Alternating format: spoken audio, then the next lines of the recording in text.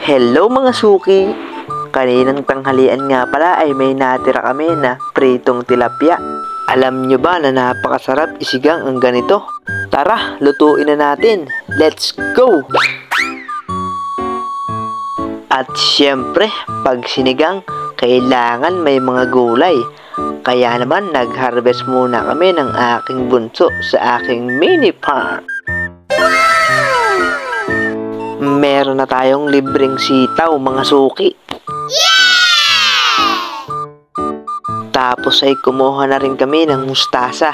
Yan talaga ang kainaman pag may mga ganito kang tanim. Hindi mo na kailangang bilhin. O diba, nakamenos ka na. Tcharan! Ayan mga suki. Kompleto na nga ang ating mga sangkap. Let's go na tayo sa pagluluto.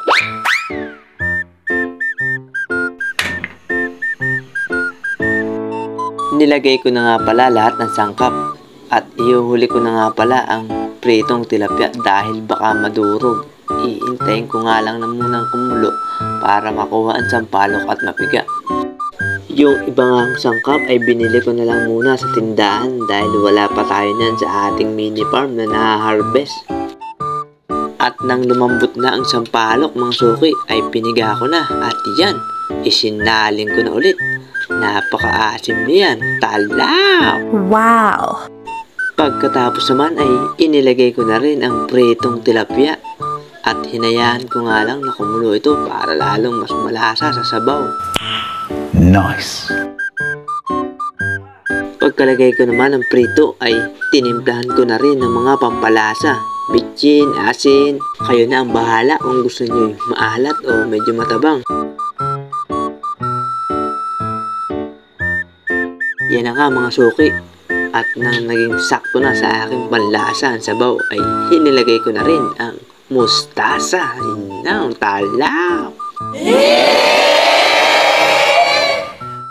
Tikiman time na mga suki.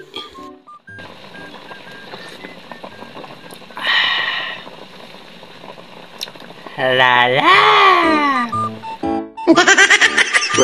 Pwede nang kumain mga suki. Ayan nga pala, meron pa nga rin palang okoy. Kain tayo mga suki. Let's go!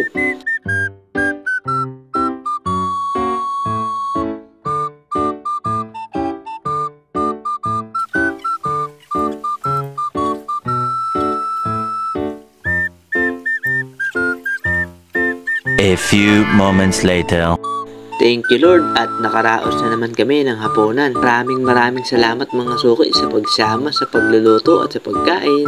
Sana'y nabusog kayo at natakam. Hanggang dito lang. See you!